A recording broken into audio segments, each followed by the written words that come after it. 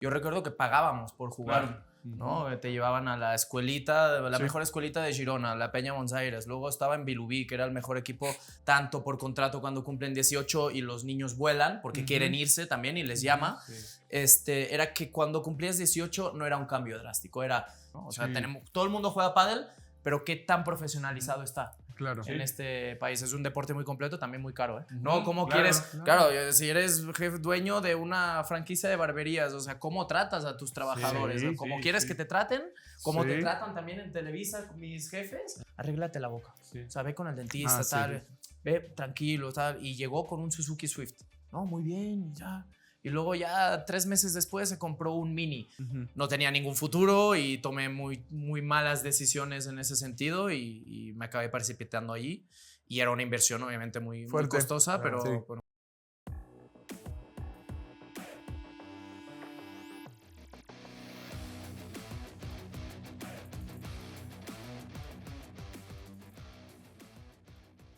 Capitanes, bienvenidos a otro episodio más de Capitán Financiero, este podcast que hacemos con toda la intención de sumar en educación financiera en base a las experiencias de los diferentes deportistas y personalidades del medio deportivo. En este caso hay un invitado que le tengo mucho cariño, que viene desde bastante lejos y que ahora ya es más mexicano que español. Entonces, la bienvenida, soy Osvaldo Alanís. Yo soy Daniel César Capitanes y este episodio lo van a amar, les va a fascinar porque sí tenemos un gran futbolista, gran empresario.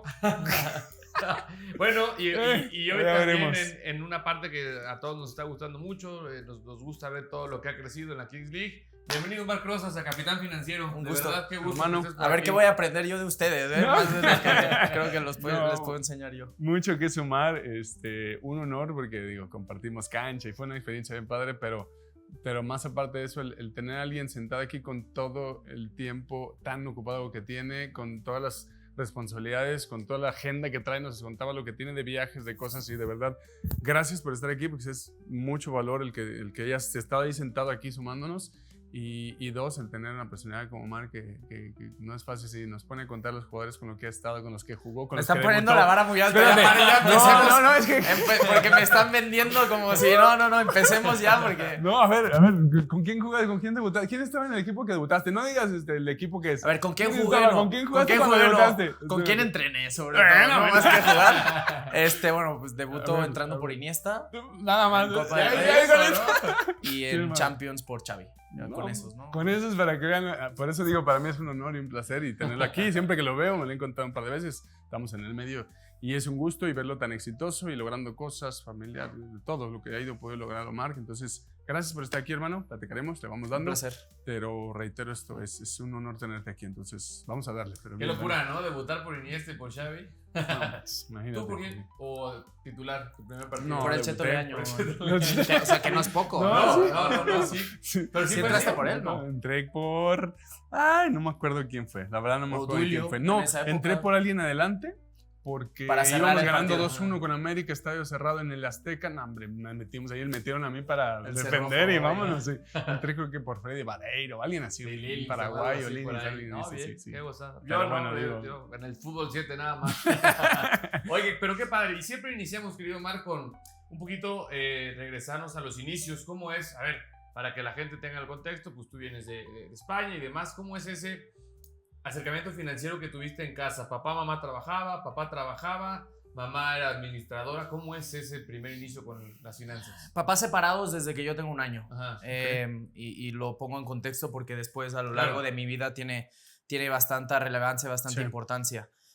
Todos trabajadores, tanto mi papá como luego mi padrastro, el papá de mis hermanos, como mi mamá. Yo recuerdo, pues mis primeros recuerdos realmente es vivir en un pueblito muy pequeño a las afueras de Girona a los 6, 7 años, ya mi mamá trabajando y yo irme solo a la escuela caminando cuando en esos tiempos se podía, ¿no? A 5 o 6 cuadras, te ibas con tu llave colgada aquí y ya empezando a administrar porque tu mamá te daba tus pesetas, en esa época eran pesetas, para que te pudieras comprar tu desayuno en la primaria. Sí, me acuerdo perfectamente, salir luego a las 5 de la tarde de la escuela, tarea y terminar la tarea rápida para salir a jugar con los amigos fútbol a la calle. Claro, mira qué padre. Primera administración, ¿no? Oye, decir tus pesetas y era tu bronca si te querías gastar todo o ¿Ya le pellizcabas un poquito para el ahorro? O... Le pellizcaba a mi padrastro. Ah, bueno.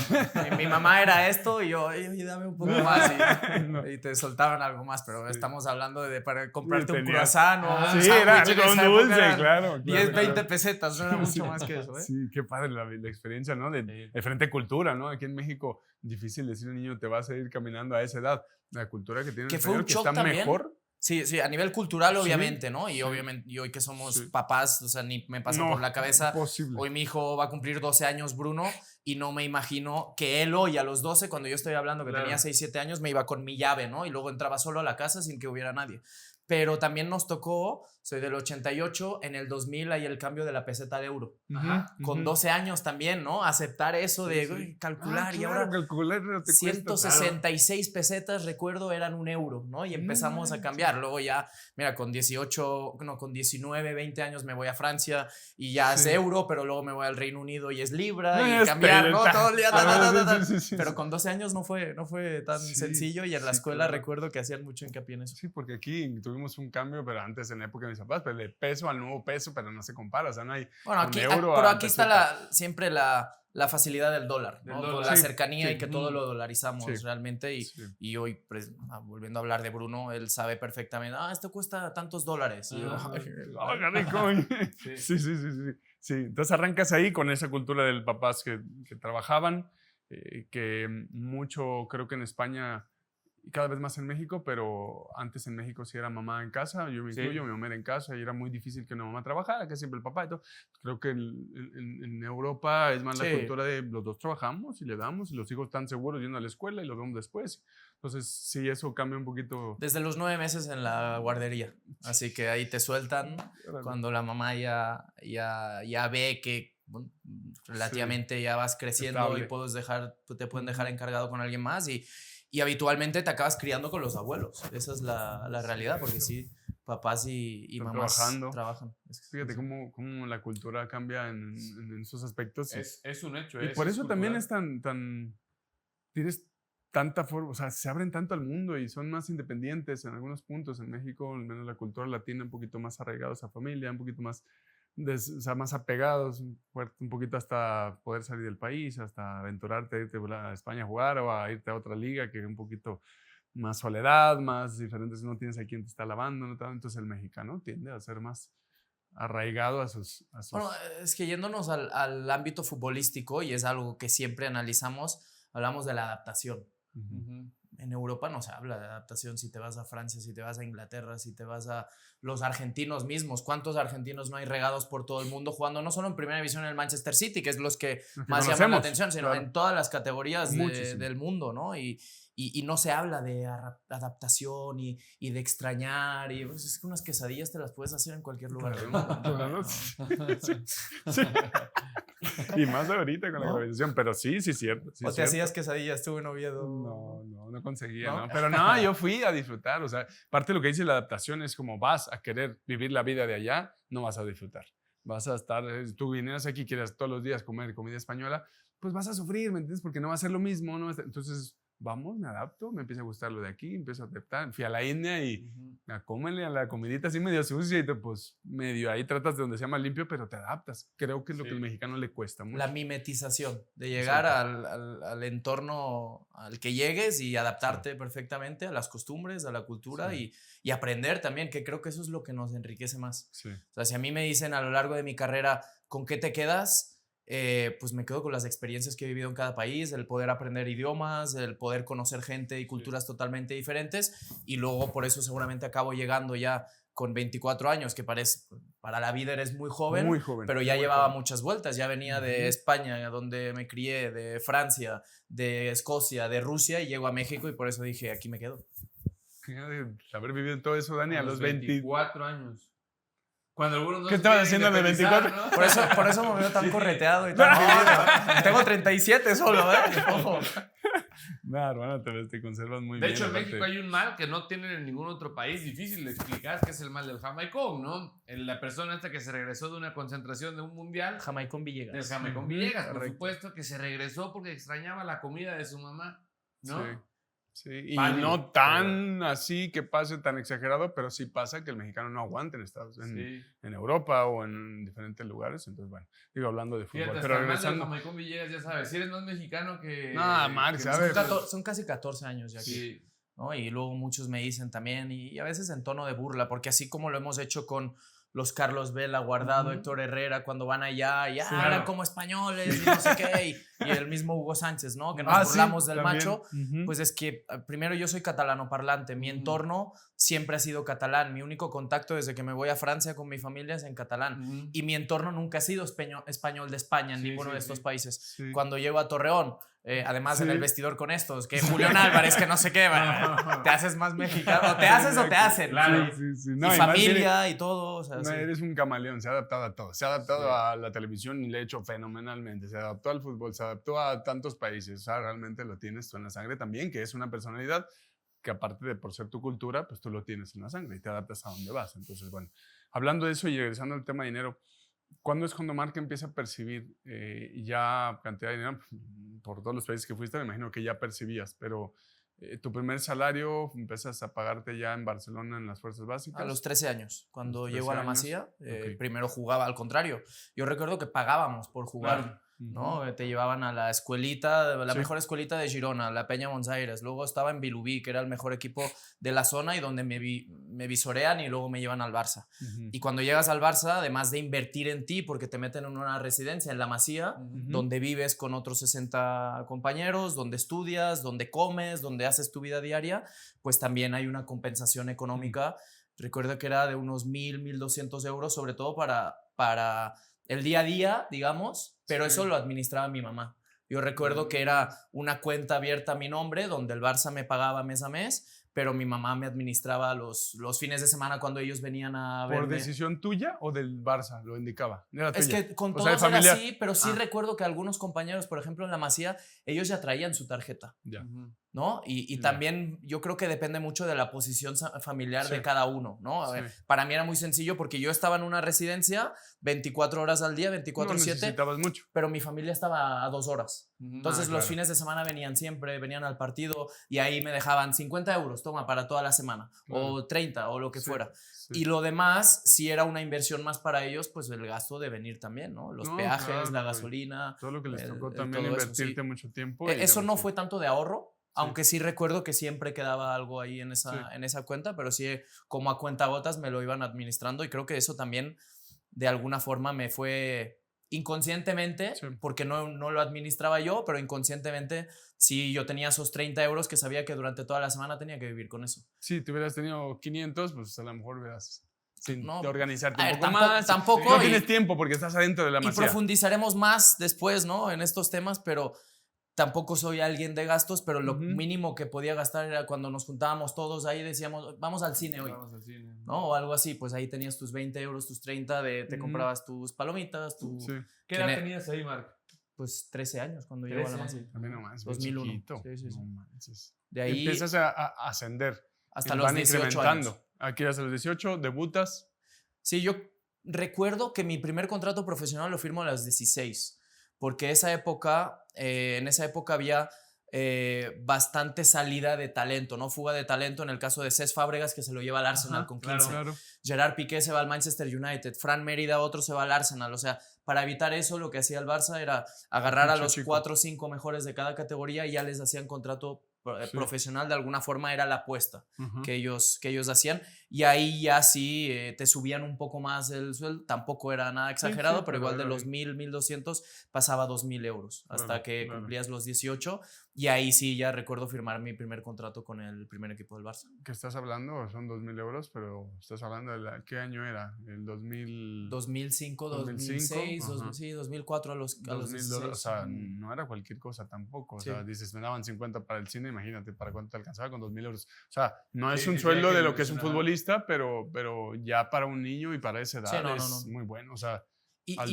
y lo que yo destacaría que hacía muy bien el Barça en la época, que ahora es difícil Ujú. y ahora no creo que lo puedan hacer, porque también luego llegan los equipos árabes y llegan los Ajá. ingleses y les ponen tanto por contrato cuando cumplen 18 y los niños vuelan porque Ujú. quieren irse también y les Ujú. llama. Sí. Era que cuando cumplías 18 no era un cambio drástico, era ahí te van 3.000 euros al mes. jugabas en el Barça B, ¿no? Ya ahí sí ya eras independiente de alguna forma, porque te ponían un departamento con 2 o 3 compañeros más y esos 3,000 euros ya sí tú te los administrabas, porque ahí sí ya tenías 18 años.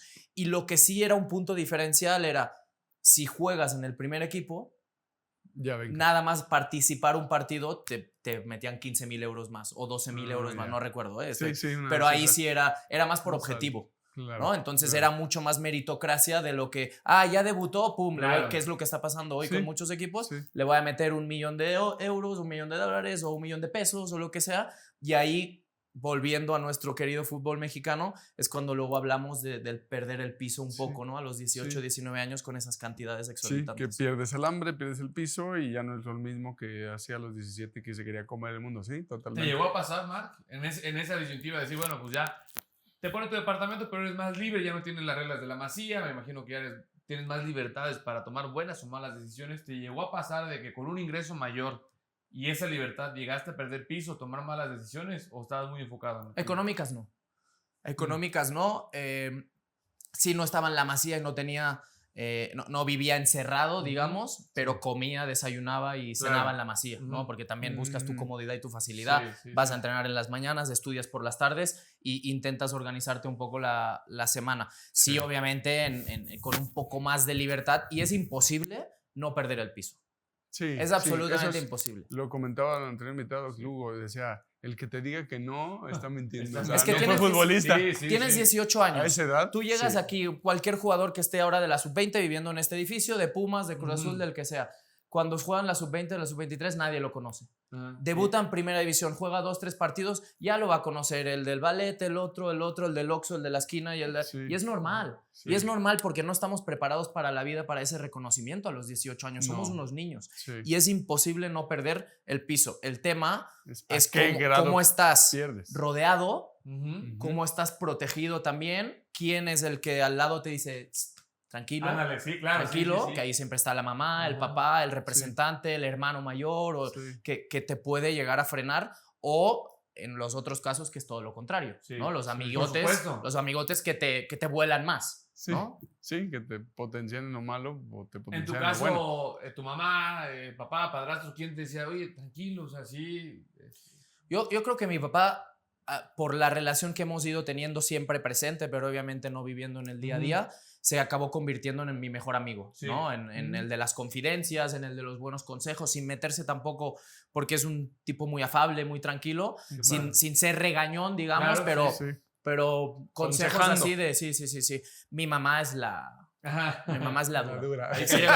Mi mamá es la de cuando con 13 años dice, ¿quieres ir al Barça? Sí. Como me bajes una de las calificaciones que me estás entregando ahora en primero de secundaria aquí en Girona, te regresas. Me da igual el Barça, me da igual quien me venga a hablar, te regresas. Entonces, desde ahí el nivel de exigencia ya era muy alto, no solo futbolísticamente, con los compañeros que vivías, que además de ser tus amigos, tus compañeros, tus hermanos, porque dormías con ellos, competías por un lugar en la cancha y competías por al final del año que no te echaran y tú llegar y subir de categoría, sino que además estaba el de la mamá ahí exigiendo las calificaciones. Tú ya traías tu estrés y todo y... Ni estrés. No, yo creo que al final es la adrenalina que da vida, ¿no? O sea, acostumbrado a eso desde tan pequeño y ahora es presión que te da. Decía Osvaldo un poco el poder encontrar el espacio para venir y hacer este podcast porque muy ocupado, es que el estar no sabría no estar ocupado. Si estoy 2 días sin hacer nada me aburro. No. Entonces es como seguramente la costumbre que de alguna forma se generó desde los 13 años. Algún exfutbolista nos decía, ¿no? Yo cuando ya previó el retiro y demás, y decía, bueno, cuando me retire... Un año. Me voy a dar un año. Aldo en irse. Un año sabático. Y empezó conmigo a trabajar en Univisión. Aguantó una semana, dice, y me quería volver loco. Bueno, claro. Y fue cuando dijo, me llamaron de la tele. Sí. Ni pregunté cuánto. Y venía a Miami y aquí y allá y viajábamos todos los fines de semana. Sí. ¿Qué pasa? Porque te acostumbras, es lo que dices. Tienes exigencias de mamá. Y son exigencias, pero está bien porque te forjan. Pues así va a ser toda la vida. Porque quieres seguir creciendo, logrando, quieres sentirse útil, quieres sentirse valioso, hacer cosas que den valor. Entonces, por eso, pues también ahorita tantas cosas que traes. Y vas tomando también, a ver, las exigencias siempre son buenas, pero también vas tomando las formas de lo que sirve, luego como papá también, ¿no? A ver, yo me considero un papá muy exigente, pero más creo que tengo la exigencia de mi mamá, pero con las formas de mi papá. Pudiste tomar lo mejor de esos dos mundos y hacer tu propia... Yo creo, digo, igual le preguntas a mi hijo y me manda la fregada, ¿sabes? Está viendo esta entrevista. No mames. Papá, ¿pero qué hablas? ¿Qué hablas? Es igualito Si eres a mi igual que mamá. la Yaya, ¿verdad? Claro. Oye, ¿cuántos años tiene tu hijo ya? 12 va a cumplir. 12 va. Ahora. No, sí. 12 ya, 12. ¿También muy interesado en el fútbol? Le gusta, pero como saben, en Torreón hay una locura por el pádel, entonces es niño pádel, entrena pádel todos los días. Creo que los mejores son de Torreón. Me dijeron que los mejores de México están en Torreón, que tiene una academia muy buena. El hecho de que y seguramente ustedes saben más, ¿no? Como capitán financiero, de que el terreno esté al precio que está ya más barato en comparación a muchos lugares de la República. Sí. Hay gente que tiene su casa y compra el terreno de al lado para hacer su pista de pádel y jugar ahí diario, ¿no? Aquí es muy difícil. De hecho, donde estamos grabando junto, lo veíamos ayer, hay un edificio que ya en el último piso pudieron habilitar un par de canchas. Sí. O ya es alberca o pádel, ¿no? Ya decides lo que quieras en la amenidad, ¿no? Sí. Pero entonces le está dando más al pádel. Sí. Está haciendo una locura el pádel ahorita en México. Además, un deporte que, para el que no sepa, capitanes, se inventó aquí en México, que justo ayer lo platicábamos. O sea, un país con 130 millones de habitantes que no teníamos ningún representante en el nivel top mundial, ¿no? En el top 100, me parece. Siendo el creador, pues sí. Sí. Es un tema de mentalidad, yo creo, en general en todos los deportes. Ahora que acabamos de tener el ejemplo del torito en el ciclismo, es raro y creo que son casos muy aislados más allá de la preparación y de las herramientas que le podemos dar desde cada una de las federaciones, ¿no? O sea, todo el mundo juega pádel, pero ¿qué tan profesionalizado está en este país? Es un deporte muy completo, también muy caro, ¿eh? Sí, es caro, es caro. No es para cualquiera, claro, es caro. Este es golfista también, entonces es otro caro, ¿sabes? ¿Qué tanto estamos como país apoyando? Porque se puede jugar de hobby, pero ya para ser profesional lo que dices, no hay las instalaciones canchas públicas en algunos espacios acá. Me imagino que en España mucho más. No, España es de los top. Sí. Argentina, España para mí son los top en pádel, ¿no? Y de hecho, ahora digo, el golf siempre ha sido un deporte muy llamativo para el futbolista en Europa, pero hoy el pádel creo que lo es mucho más. Todos los futbolistas, exfutbolistas están jugando pádel, torneos de leyendas y así, los ves constantemente y también es una forma de eso que decía Aldo de Nigris, ¿no? De me retiro, pero sigo haciendo algo y sigo saliendo de la casa, ¿no? No quedándome... Sí, no, y la parte de, tú estás en la prensa, estás haciendo cosas y movido, de repente quítale la euforia de todos los días compites, porque entrenando siempre tienes ejercicios en donde compites contra el otro y le ganaste en 3 cuadras o hiciste un cuentatoques y le ganaste al otro equipo. De repente te quitan eso, está en tu casa, por mucho que vayas al gimnasio, ¿a quién le ganaste? Por mucho, o sea, ¿a quién te desafías? Entonces, ir al pádel vas y juegas y le ganaste al otro, aunque ella sea un gordito que le ganaste, pues ya te sientes como que competiste. Entonces, eso es lo que también el futbolista, y no es un fútbol que te desgasta, porque la verdad, por supuesto, ir a jugar te desgasta, no es lo mismo, y si no estás bien preparado. Y en el pádel es más amigable y sí es demandante si ya está en un nivel alto. Pero bueno, es parte de eso también que tocamos un poco aquí a veces porque no se toma en cuenta qué pasa después del futbolista. Casi nadie sabe qué pasa. Saben de ustedes que están en el medio, pero todos los demás no. Y hay una cantidad impresionante con depresión, con divorcios del 60%, con cuestiones financieras y aparte cuestiones morales. Es que creo que todo es una rueda, ¿no? Porque al final ese tenerte ocupado en el día a día... Primero, luego dejas de producir, ¿no? Al nivel que producías. Igual los que han invertido bien siguen produciendo en algo. El nivel de vida que te has marcado, pues manténlo, porque tus hijos y tu familia y tu mujer y tu entorno te lo va a seguir manteniendo. Si no te has organizado bien durante tu carrera, es complicado. El no tener esa adrenalina que te genera el entrenar también te genera problemas mentales. Y cuando sumas problema mental más problema en casa familiar, más problema económico, no, pues obviamente...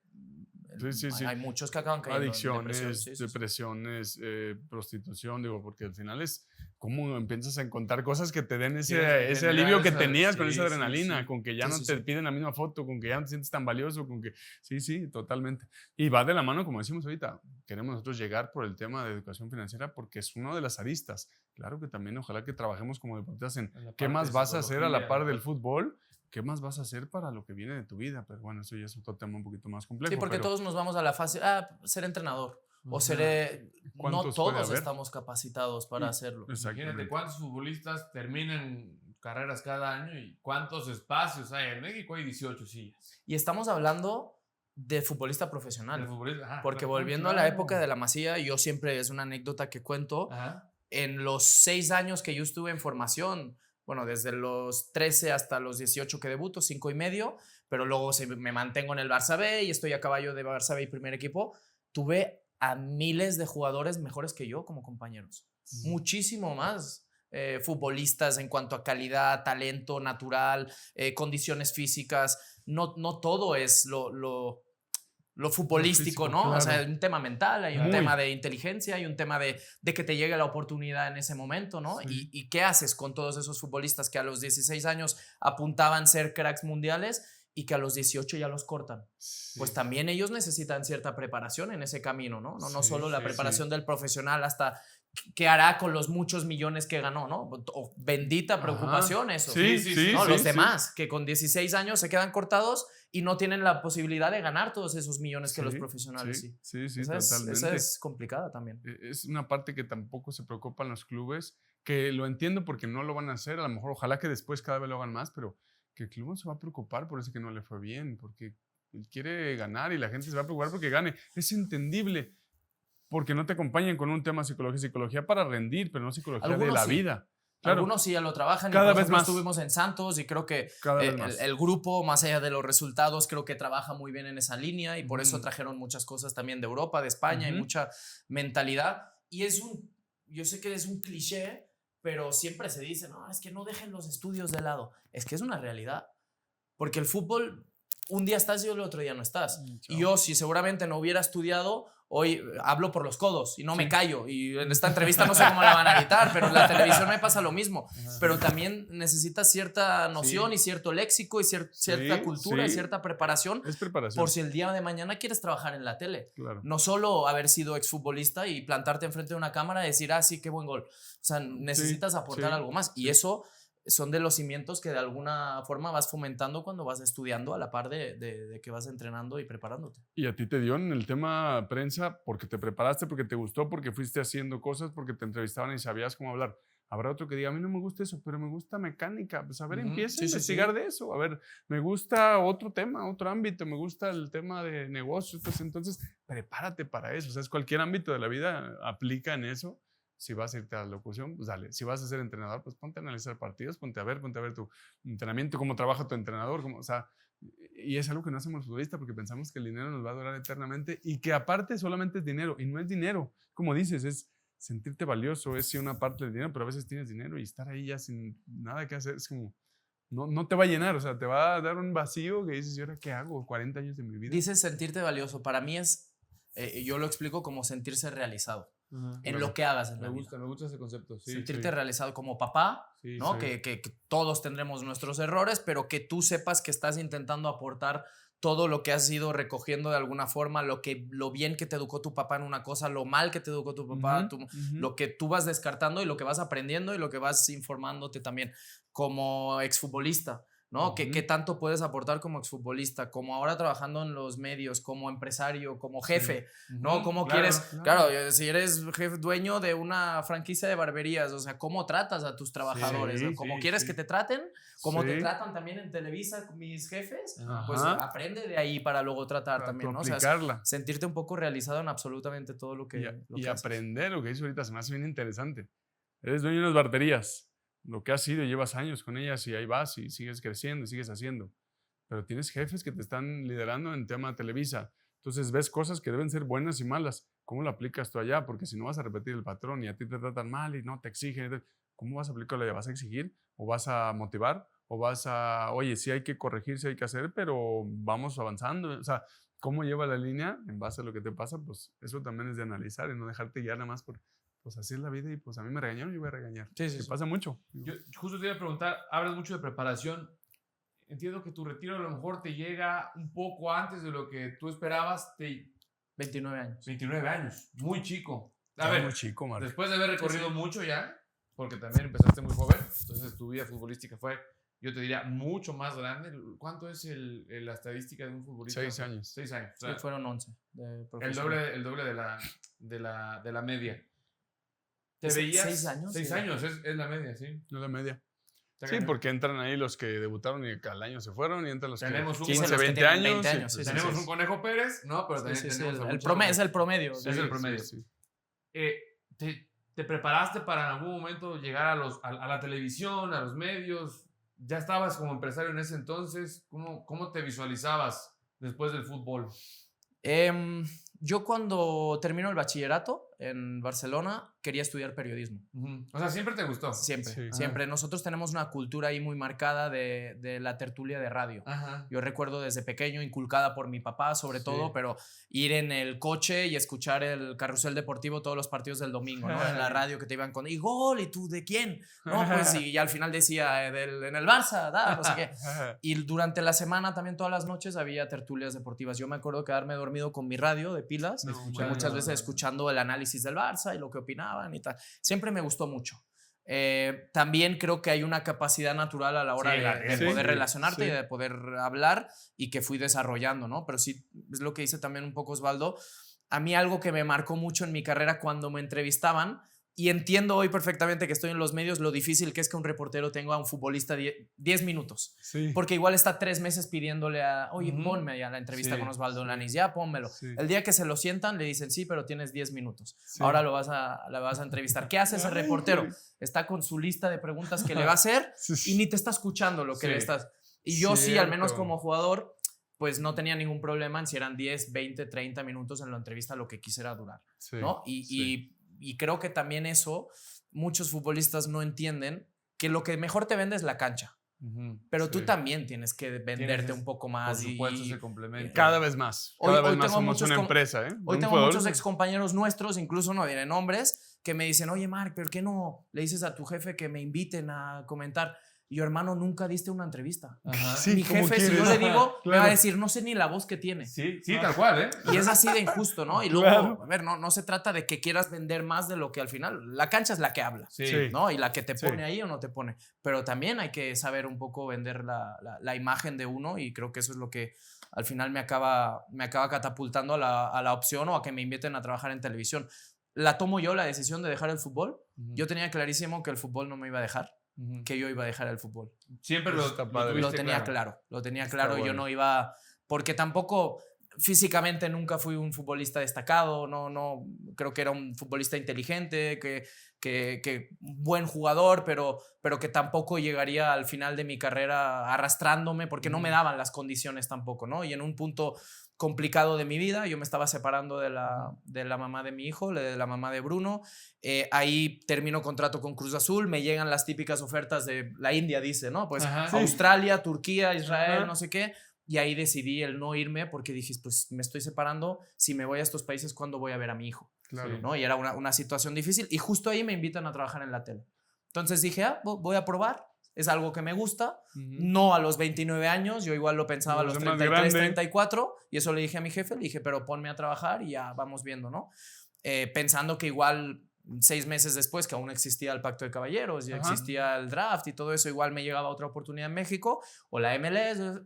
A las 2 semanas me gustó tanto la tele que dije, ya. Es que yo te iba a preguntar justo, para mí, a ver, eres un jugador destacadísimo, pero ¿en dónde te sientes mejor, cabrón? O sea, para mí naciste para la tele. Puta. O sea, ¿dónde te gusta más? Es difícil decirlo, porque obviamente cumplí el sueño, o cumplimos el sueño de muchos.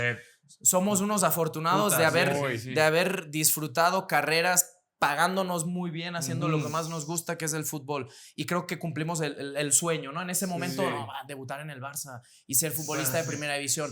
Hoy creo que toda esa carrera que tuve como futbolista me preparó para la que realmente es mi vocación, que es lo que estoy haciendo. Genuinamente lo creo así, ¿eh? Y lo veo, y lo vemos todos los que te admiramos. Nació para el micrófono.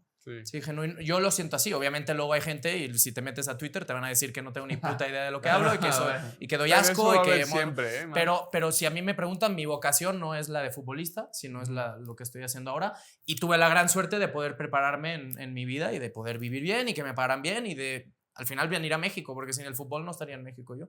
Esa decisión, querido Marc, es una decisión financiera, por aventura, por el proyecto de Santo en ese momento, porque me imagino que... ¿De venir a México? De venir a México. De vida. Estaba en Rusia, firmé el mejor contrato de mi carrera en Rusia, porque yo además ¿Sí? salía... creo que cada vez que salgo de cada uno de mis equipos salían las mismas condiciones. No sé si es característico o es no sé, una condición que me daba. Yo era un muy buen jugador de grupo, jugara o no jugara sumaba en el equipo, pero al final de mis contratos prácticamente no jugaba, ¿no? Recuerdo que en Santos estaba la sub-20 cuando me voy a Leones Negros. Entonces en el Celtic en esa época los últimos 6 meses prácticamente no jugué. Veníamos de 2 años de no ser campeones de liga, con lo que eso significa en Escocia, porque la gana el Rangers. Entonces estaba en el final de mi contrato y me llega la opción de irme a Rusia.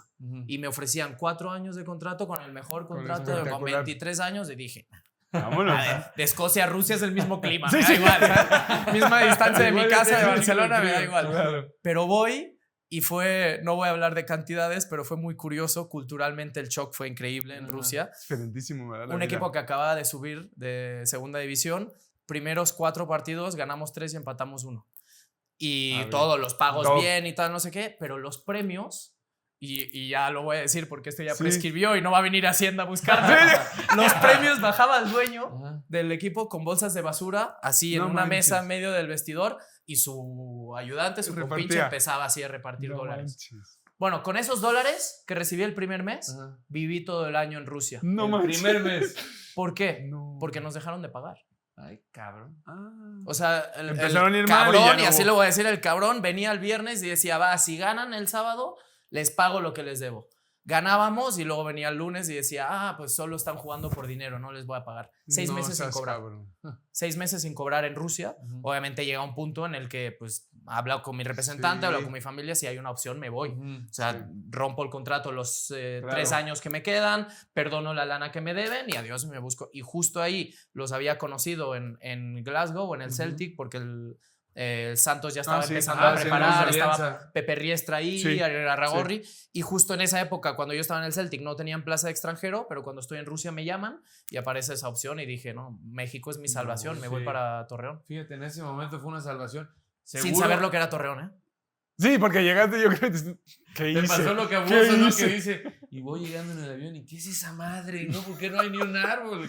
Mira, y lo voy a decir, y ya la gente de Torreón, amor-odio, algunos, pues, igual en el final de mi carrera en Torreón me abucheaban en el estadio, el único lugar que me han abucheado, pero... La gente es brava, ¿eh? Torreón es tan feo como hermosa su gente. Exacto. Te diría. Mira, como acogedora su gente, como linda su lindas. gente. Además llegamos en una época muy complicada, 2012. Yo en peligro. enero, tú llegaste en agosto con toda la inseguridad, la región muy golpeada, pero cómo te abrazaba, mira, se me enchina la piel a la hora de decírtelo, cómo te abrazaba la gente era increíble. Y hoy regreso y cada vez que voy es exactamente igual. Mis hijos viven ahí, así que la considero, no sé si mi casa, pero una de mis casas claramente. La gente es muy brindada. Sí, la gente es muy brindada. Sin imaginarte que sería a lo mejor por tantos años. Osvaldo me lo dijo, Osvaldo Sánchez, cuando llego la primera vez al hotel de concentración, ahí al Crown, y me dice, ¿cuántos años tienes? 24. ¿Vienes soltero? Sí. ¿Qué te vas a quedar? Te vas a regresar con botas y sombrero a Barcelona. Y yo, no, pero pues al menos mira, todos los tatuajes, vine sin tatuajes. ¿Llegas sin tatuajes? 3 tatuajes tenía escondidos. Nada más, y mira cómo voy ahora. Sí. Pero sí, ¿Hay cuenta o ya? No, pasé los 70. Pasé los 70. Ya cuando me pregunten cuál es mi mejor inversión, te diré que los tatuajes.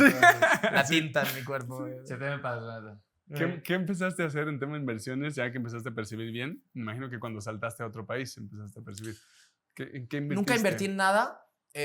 Simplemente guardaba todo. Obviamente las opciones que te dan los bancos. Muy seguras. Más y no, todo seguro. Nunca ninguna inversión extraña. Simplemente la que sí tenía muy clara y me la había dejado clarísima mi mamá en esa exigencia. Y ella me lo decía, si hoy tú juegas, ¿no? Y tus compañeros traen el mejor coche, pero si tú mañana te lesionas necesitas un techo donde vivir. Entonces creo que ese es un consejo que muchos papás es elemental, eso sí. Han dado y me marcó mucho, así que mi primer buen sueldo, recuerdo cuando fuimos campeones en Lyon, en Francia, todo lo que me llegó de premios de la liga y de la copa lo invertí en un departamento. Y esa fue Girona. mi primera en Girona. Bueno, bien, sí, mi primera inversión así. Y luego, siempre fui guardando. Pregunta, ¿lo conservas ese departamento o lo vendiste? Lo acabo de vender. No manches, es que muchos nos dicen, la primera inversión la conservo hasta la fecha. La acabo de vender hace 6 meses por un tema familiar, porque mis papás viven en una casa de campo muy grande y querían vender su anterior casa donde nosotros nos criamos y les dije, a ver, yo no voy a regresar a Barcelona, yo no voy a regresar a vivir ahí, vendan mi departamento y con ese dinero remodelan todo lo que tengan que hacer de la casa. Al final es una inversión para mí y para mis hermanos que dentro de muchos años, cuando ellos ya no estén, de alguna forma nos va a tocar a nosotros. Entonces sí lo entendí así, que para qué quería un departamento que no utilizaba, realmente estaba rentado y que no utilizaba para nada. Pero sí, me costó, mira, eso fue 2008 y estamos hablando de 2024. O sea, son 16 años después lo vendí, un departamento, sí. Y qué noble gesto de tu parte también. Sí, para él, es que... Sí, pero también para mí es un dolor de cabeza menos. También es gestionar y hay una realidad, lo compré en el boom inmobiliario en Girona, en España, cuando los precios iban así, y 16 años después le saqué muy poco, realmente, ¿no? O sea, sí le gané, pero mínimo comparado con tantos años que estuvo no ahí, con la plusvalía que habrías tenido aquí en la Ciudad de México comprando un departamento en 2008 y vendiéndolo hoy, ¿sabes? Sí, claro. Sí, es lo más estable, las economías son más estables allá, que no tienen un incremento tan alto. Sí, cierto. En los emprendimientos, Marc, esta franquicia de barberías, que además, vamos a tirar el comercialazo, somos bárbaros, es donde yo me corto la barba y el pelo ahí en Puebla, en la sucursal que tienes ahí en Sonata, triple comercial ahí para que me hagan mi descuento. Esa es franquicia. Esa es franquicia. Pero ¿de dónde sale? O sea, es a partir de esta moda tuya de la barba, porque yo me acuerdo que tus hashtags, tu contenido era de Somos Bárbaros. En Leones Negros. Sí. ¿Y quién te dice, güey, esto se puede hacer un negociazo? Mira, el que hoy es mi socio en la empresa Somos Bárbaros, Arturo Gallo, que además de mi socio es un gran amigo mío, me llevaba a las redes sociales. Yo siempre he sido muy activo y siempre lo llevaba yo. En Twitter me meto en todos los pedos del mundo con mis opiniones. Siempre, ya ves que me gusta. Pero tenía alguien que me ayudaba a generar contenido cuando llegué a Leones Negros. Él vive en Guadalajara. Y me decía, estando en Leones Negros, me empecé a dejar la barba y me decía, cada vez que pongas un tweet, pon hashtag Somos Bárbaros. Y yo, ¿qué me está diciendo este güey? ¿Sabes? ¿No? Y poco a poco, y luego íbamos a cualquier estadio con Leones. ¡Ey, Croza, somos bárbaros! Como que fue generando algo, ¿no? Y luego con Leones Negros, la gente en las tribunas iba con barbas postizas, las vendían allá afuera, ¿no? Y como que se nos prendió ahí, la gente me preguntaba, ¿qué haces para cuidarte la barba? Yo, la neta, pues me sale natural. Sí, me la cuido, me la corto, me pongo productos.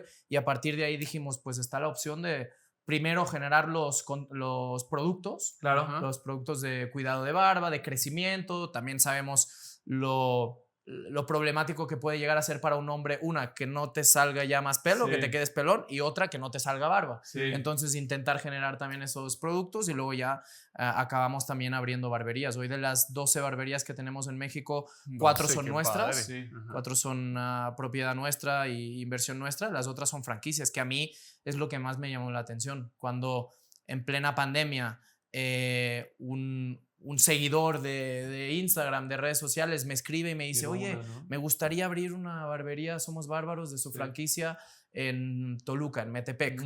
Y nosotros realmente era algo que teníamos a proyecto a futuro, pero no teníamos nada preparado de franquicias. ¿Cómo vendemos la franquicia? ¿Qué te vamos a pedir? ¿Qué te vamos a aportar nosotros?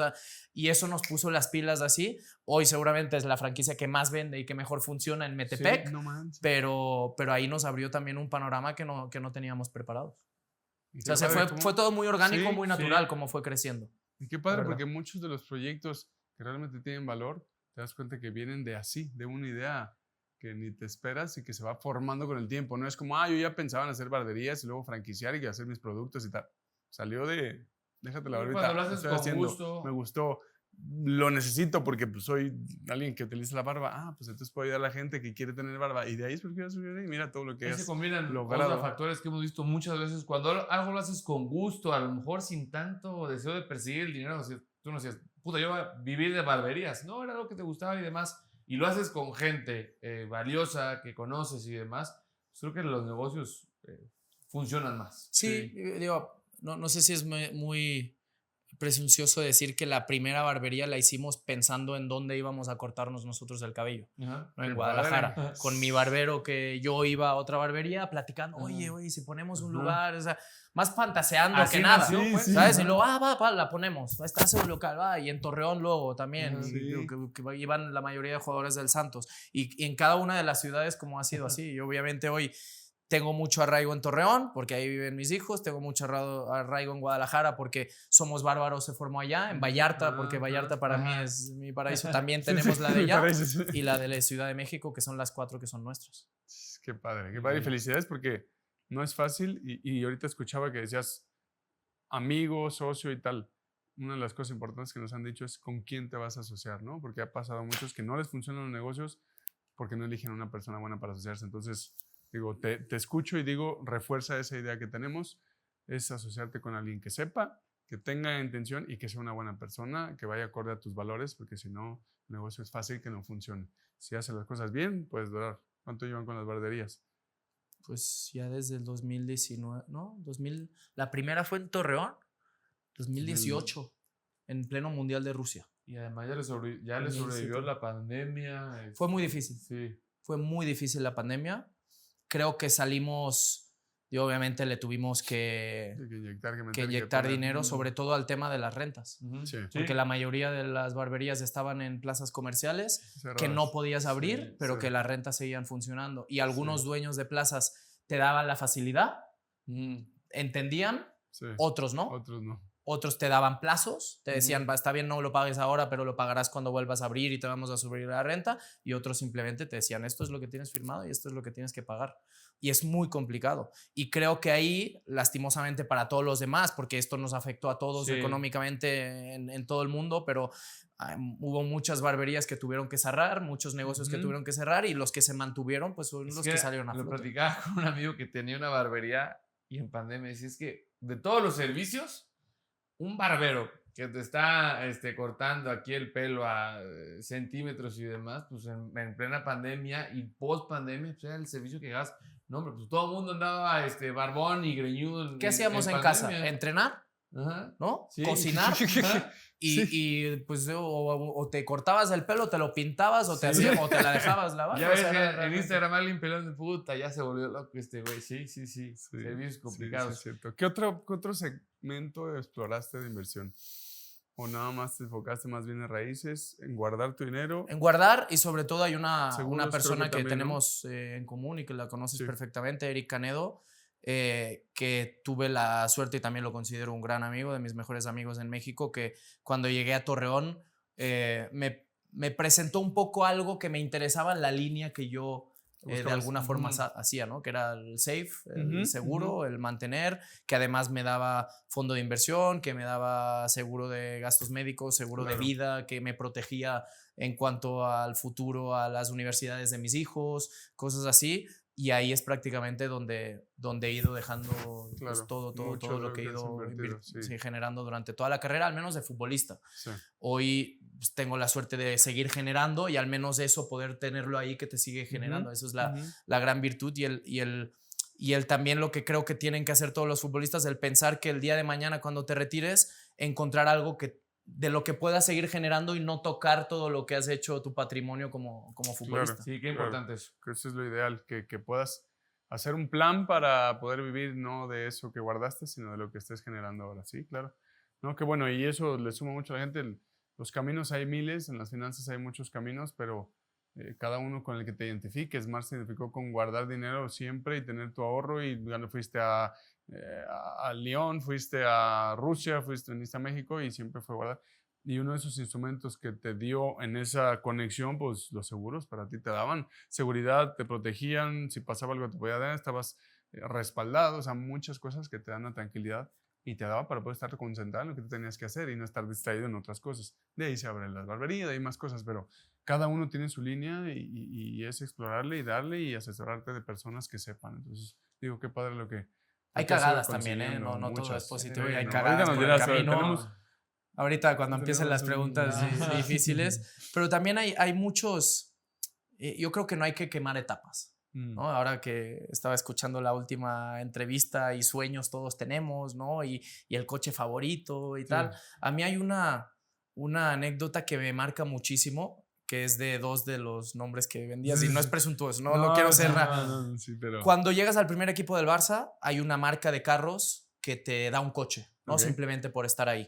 Recuerdo que en la época les daban una Q7, una Audi Q7 a todos y tal. Llega Puyol, que era el capitán, y era el capitán de los de verdad, y se metía. Realmente un capitán. Y llega con Marc Valiente, que era un central de mi generación también, conmigo y con Giovanni Dos Santos.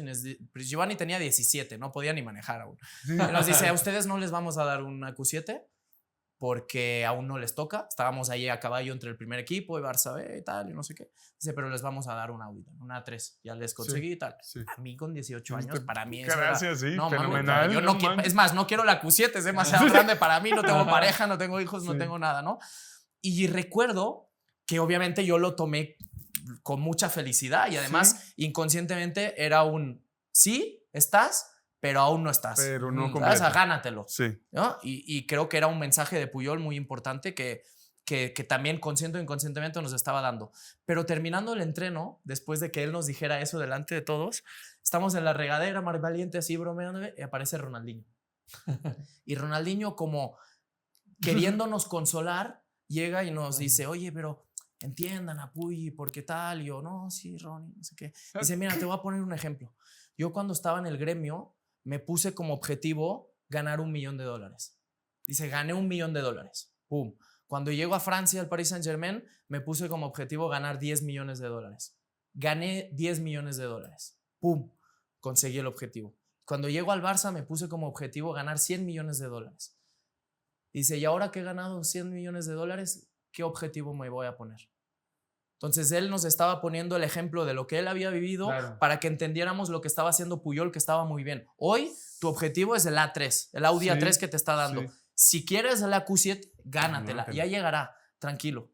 ¿No? Y nosotros así que ni nos habíamos quejado de nada, estábamos felices con nuestro Audi y Ronaldinho ahí consolándonos con sus $100 millones. Yo ya no me salían los números, No, pero... ¿En qué momento? No, y además de la persona que menos te lo esperabas, porque obviamente Ronnie era yo llegaba con 18 años al vestidor, me sentaba así callado en una esquina, todo lo que hablo ahora no lo hablaba, seguramente por eso ahora hablo más, y agarraba el balón en el vestidor y empezaba así y decía, esto en mi vida lo voy a hacer. A mí se me hace tan surreal, tan increíble eso, de verdad. Imagínate que estás en un vestidor y llega Ronaldinho a consolarte porque te tocó porque te dieron una Audi, no un Q7. Qué chingón, o sea, pero qué chula. Y además con la humildad con la que, o sea, no lo estás presumiendo, esa humildad de decir, genuinamente esa enseñanza me ayudó. consejo. Pues seguramente inconscientemente te marcó, ¿no? Qué locura, toda tu carrera. Y hoy ponle Ronaldinho, ponle Puyol o ponle Pepito Pérez. Sí, ojalá tuviéramos ese nivel de capitanes, ¿no? Que nosotros nos tocó con Osvaldo Sánchez, por ejemplo. Claro, y con Chatito, Osvaldo. Con tipos con mucha presencia, mucha personalidad, pero creo que también se ha perdido a nivel generacional, ¿no? Y hoy no ves este tipo de líderes dentro de los vestidores. No, porque el ejemplo que te pones al contrario es darte opulencia, no te hablan, no te pelan, no te dicen nada de finanzas, cuando deberían de ser quienes están ayudando a esos chavos. Pero también, ¿qué recepción hay en los chavos? Porque si tú y yo hoy estamos en un vestidor que ya no nos da, pues tú físicamente sigues estando mejor que cuando jugaba. Te acercas con un chico de 18 años, ¿qué recepción va a tener ese chico de 18 con lo que tú le estás diciendo? Va a decir, ¿tú qué me vas a venir a decir? Ya no en estás, TikTok lo aprendo más fácil. ¿Sabes? Claro, las generaciones han cambiado tanto que también yo creo que el tipo de liderazgo es totalmente diferente. Sí, parte de esa inmediatez que quieren los chavos, que no quieren aguantar lo que dices tú, no quieres la Q7 cuando ya debutaste, sino te esperas. Y aprendiste esos conceptos de Ronaldinho, de tal. Entonces ahorita llega un chavo y ellos creen que no, pues si ya lo tiene tal, yo lo puedo vivir ya, ¿por qué no? Si lo tiene un TikToker, si lo tiene un influencer, si lo tiene cualquier jugador, ¿por qué no lo puedo vivir si me alcanza? Como dices, la apertura que ojalá que cada vez tengan más y también esos espacios para eso es como aprende de... Estaba con Ronaldinho y tal y aprendió todo esto. Pues tú que estás saliendo de Puebla. ¿Tú te acuerdas del Loco Cárdenas? Eso te iba a decir. Loco Cárdenas es un chavo que debuta con nosotros y que de la nada estaba en la 20 y empieza titular con Caixinha, titular en final de CONCACAF, de Liga de Campeones, todo. Y claro, le suben el sueldo tal. Y yo me acuerdo que yo hablaba con él y le decía, hermano, arréglate la boca. Sí. O sea, ve con el dentista, tal, ve tranquilo, tal. Y llegó con un Suzuki Swift. No, muy bien, ya. Y luego ya 3 meses después se compró un Mini. No, bueno, pues ahí vas. Pero más o menos, y con la diferencia cultural y con muchas diferencias, nos escuchaba. Y yo recuerdo, ¿no? Que claro, yo ahí tenía 25, 26 años, tampoco era de los veteranos y de los de experiencia, pero de alguna forma intentabas guiar al que iba llegando y al joven que iba llegando, y algunos como el señor Minio Navella nos guió, nos escuchó mucho y otros no tanto. Claro, justo es un gran ejemplo. Otros no tanto. Es un gran ejemplo de la diferencia. Voy a poner el ejemplo de Loco Cárdenas cuando decíamos que el promedio bajo es como el Loco Cárdenas, duró 1 año en primera edición y ahí se bajó. Me acordé de él, de ese caso que teníamos ahí. A Loco Cárdenas, yo soy de Córdoba de Veracruz, por eso conozco bien a José Javier, le mandamos un abrazo. Y a Loco Cárdenas lo conocí porque lo mandaron de Santos a jugar a la tercera de allá de Córdoba. Y era para mí era de las promesas más... No, era un toro, era una vez fuerte, rápido, potente. Sí. Sí. Y como esos hay muchísimos, Marc. Entonces es lo mismo, ¿eh? Como esos futbolistas que han aprovechado, hay muchísimos que no han aprovechado. Entonces digo, esto es para poder sumar y gracias por todo lo que vas sumando. Y estos consejos y contar con un Ronaldinho ese para que te aconseje él y ahora tú poderlo pasar acá. No, hombre, qué chingón. Entonces, seguro ni se acuerda de lo que nos dijo. O sea, no, claro, pero pues para ti. Pero Marc Valiente y yo sí nos acordamos, créeme, de esa conversación. Esa anécdota, claro. Que cuando se fue, luego nos mirábamos de que acaba de pasar acá. ¿Qué es esto? En la regadera los tres así, ¿no? Sí, claro. Porque sí tenía pelo en esa época. Bien, pasemos a las... Muy bien. Once ideal. Es el 11 ideal de Marc Rosas. No tienes que además él también podría poner, imagínate, tu 11 ideal con el que jugaste.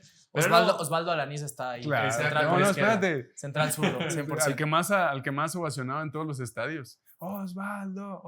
No, hermano, no es a ti, es Osvaldo Sánchez. Bueno, perdón. Pero cuando llegué, Este es de tu 11 ideal financiero y la primera pregunta, Marc, es ¿quién es la primera persona que se te viene a la mente cuando escuchas la palabra inversión? Mi buen amigo Eric Canedo. Bien. ¿Tu mejor inversión? Mi mejor inversión, iba a decir mis tatuajes, ¿no? Compré un departamento en Vallarta. Cuando estaba en Leones Negros, conocí Puerto Vallarta y hoy es mi única propiedad inmobiliaria que tengo actualmente siento que donde me voy a retirar algún día. No, creo que lejano, pero Vallarta es así como tu lugar, Vallarta es ¿no? mi safe place. Sí. Bien. Y además fue una muy buena inversión porque la compré con el dólar. Estaba en 13 pesos, hoy ya con el valor en el que está, con la plusvalía que ha tenido Vallarta, que sí. Estoy orgulloso. De otras no. Bien, ¿no? De otras no. Y justo mi siguiente pregunta es, ¿cuál fue la peor? Compré una casa en Bosque Real, no porque no fuera una buena inversión, sino la casa es espectacular, sino por los motivos que la compré. Estaba en una relación que obviamente no tenía ningún futuro y tomé muy, muy malas decisiones en ese sentido y me acabé precipitando allí. Y era una inversión obviamente muy costosa, pero bueno, que por suerte de la que acabé saliendo bastante bien. Bastante bien. Pero sí fue una cagada. Universal. Nos decían en un podcast anterior, no tomes decisiones ni tan eufórico ni tan enojado, ¿no? Decían. Entonces pasa eso, ni tan enamorado ni tampoco tan desdichado. Vámonos a mandarlo todo a volar. ¿A quién llamarías si quisieras invertir? A Dani y a Osvaldo Alanís. Muy bien. No, esa la tienen que poner ahí en los shorts. Así vas a vender el podcast. Así. Ni Ronaldinho ni madres. Así. Ni Ronaldinho ni Puyol. No la puedo poner en el refri, pero sí. Oye, ¿cuánto fue tu primer pago? ¿Te acuerdas? Pues sí, creo que eran 1,000 euros, alrededor de 1,000 euros ahí en los 13 años cuando llegaba al Barça. Que fue mi primer pago, pero era un apoyo más familiar que a mí, ¿no? Pero sí. Cuando llegué ahí al Barça. Y la pregunta era, ¿qué hiciste con ese primer pago? Pero pues como lo que decías, fue más familiar, ¿no? Entonces... Sí, pagábamos los peajes de la autopista de Girona a Barcelona, la gasolina, la comida del domingo cuando venían, sí era una aportación que obviamente el hecho de estar en el Barça a mi familia ya le suponía un descargo económico porque no pagaban nada de escuela, no pagaban nada de comida, ropa, pues sí, lo habitual, pero pues al final... Mínimos gastos de los que eran antes. Era un buen apoyo para la familia, sí. Oye, querido Marc, ¿algo que siempre quisiste comprar y que gracias a tu trabajo lo pudiste hacer?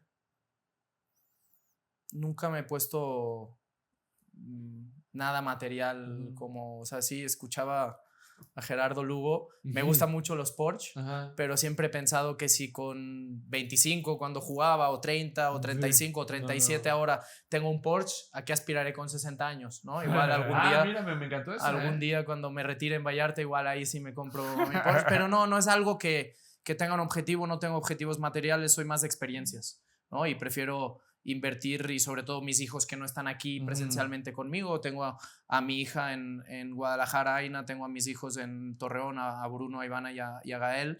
Prefiero invertirlo en momentos con ellos que no en nada físico. La mejor inversión. Pero ¿y en esos cuál sí consideras? Un avión, un vuelo en avión que Sí. tenía que hacerlo, no sé, un crucero que dije, valió la pena. O sea, digo, tomando en cuenta porque ya más experiencias, ¿no? Que una ventana en paracaídas, Mira, ¿no? corrí el maratón de Nueva York y me llevé a Bruno conmigo. Y él era su primera vez en Nueva York, era mi primer maratón y es una experiencia inolvidable, ¿no? Aparte, yo soy bien chillón y bien sensible y me pasé 42 kilómetros llorando y cada vez que llegaba y veía a Bruno ahí en una esquina, imagínate lo que lloraba, ¿no? Pero sí, como muy buena inversión, obviamente no es barato irte 5 o 6 días a Nueva York, pero sí, te diría que ese, para no elegir otro. No, qué padre. ¿Y tu peor gasto? Que digas, ¿para qué compré esa cosa?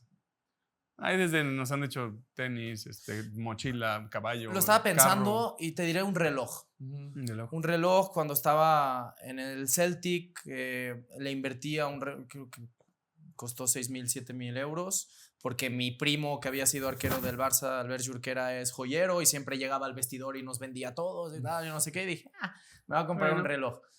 Sí, me lo he puesto 10 veces y lo acabé vendiendo, no sé si 5 o 6 años después, porque no soy de relojes, no soy, pues, sí, llevo muchas cosas, pero llevo un Garmin que me marca lo que entreno, ¿no? Claro, un reloj, te diría. Si pudieras viajar al pasado, ¿invertirías en algo diferente o harías alguna inversión que te llama la atención? Sí, probablemente sí. Yo creo que sobre todo cuando llegué aquí a Cruz Azul, quizá nunca vi la opción de que en un futuro viviría en la Ciudad de México. También las cosas se fueron dando así, pero obviamente hoy al precio que está absolutamente todo en la Roma, en la Condesa, en la Juárez, en cualquier parte de esta ciudad, si lo hubiera sabido hace 10 años, le habría invertido antes. Sí, claro. ¿no? Buena respuesta, muy buena respuesta. Llegué en 2015, hoy estamos 2025, mira, 10 años antes, de plusvalía. un depita, una casita así, mi sueño es... ahí sí quizá alguna oportunidad de una casita vieja, remodelarla en algún momento, pero tampoco es algo con lo que me obsesione, pero obviamente hoy los precios están desorbitados. Están muy altos, están altísimos. Sí. ¿Y algún consejo que le dieras a los chavos que van empezando, ese que apenas va a invertir, apenas está ganando dinero? Pues eso, ¿no? Que no hay que quemar etapas, no solo a nivel económico, sino en la vida en general. Hay que vivirlas, hay que disfrutarlas, tus primeros sueldos, cuando te suban el sueldo también hay que saber disfrutarlo, pero no querer quemar etapas ni vivir vidas que no son las tuyas ni a las que puedes aspirar aún. Y eso creo que no solo es un consejo financiero, sino que creo que es un consejo de vida en general, que a mí me ha servido y que intento inculcar también. Tampoco se trata de ser un maestro ni de ser papá de todo el mundo, ni de salvar a todo el mundo. Y otro consejo que sí les digo es que sepan decir que no. Que no tienes que estar salvando a todo el mundo que te rodea, que no todo el mundo que venga a pedirte, oye, me prestas, tienes que decir, ese es uno de mis grandes errores, seguramente, el no saber decir que no en la vida, pero sobre todo también en el tema económico, hay que saber decir que no y no estamos para salvar a todo el mundo, ¿no? Al final nuestra obligación es hacia abajo, hacia nuestra descendencia, hacia nuestros hijos, hacia dejarles algo a ellos, no hacia lo que te rodea. Si puedes ayudar, está muy bien, ayudemos a todos, pero no tenemos ninguna obligación de hacerlo. Claro, muy valioso y muy valioso. O sea, aplica en todo, en cualquier cosa. Entonces, digo, qué padre, Marc. Gracias por el tiempo, por el contenido que, híjole, me emocionaba, me ponía chinito a veces porque decía como, y la humildad que decía, no, yo en el fútbol fui promedio y tal, estás jugando con Ronaldinho y tal. Pero bueno, yo sé que así eres y qué chingón, porque eso te hace estar donde estás y seguir creciendo y vas a seguir logrando muchas cosas. Entonces, gracias por estar aquí, gracias por estos consejos, mucho valor que les brindas a todas las personas que nos están viendo. Ojalá que impactemos muchas vidas, que esa es la intención del Señor de estar aquí, todos los invitados, y les diga a nosotros que esa es la intención. Genuinamente, Marc, muchas gracias. Sabemos el tiempo, como dice Osvaldo, siempre lo más valioso, y gracias por dedicarnos este tiempo. Y capitanes, ha sido un gran episodio y como siempre les decimos, dominen sus finanzas y ganen en la vida. Hasta el próximo. Hasta el próximo. Estén atentos a todo el contenido y Marc, lo mejor en todo. Muchas gracias y no solo gracias por darme este espacio, sino también felicidades por lo que están haciendo, porque creo que al final es importante dejarle algo a todos los que vienen y sobre todo nosotros que estuvimos ahí y con gente que puede llegar a conocer bastante más que nosotros de finanzas, marcarles el camino. Ya volviendo a lo mismo, quien lo quiera tomar. Lo va a tomar, exactamente. Gracias, Marc. Muchas gracias. Placer, hermano. Gracias. Un gusto.